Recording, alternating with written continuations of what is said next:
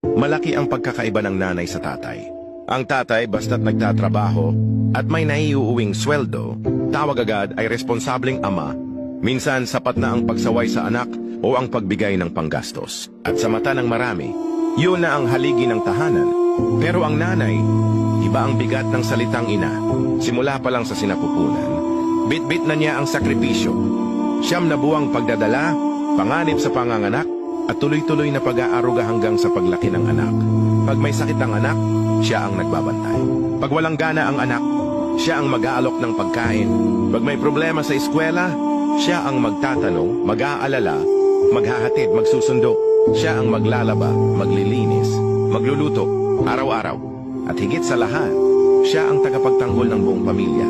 Pero minsan, sa isang pagkakamali lang, o kapag may isa lang siyang hindi nagampanan, madaling sabihin ng iba, irresponsibleng ina. Habang ang tatay, kapag naibigay na ang pera, madalas sinanay pa rin ang mamomroblema kapag kinapos.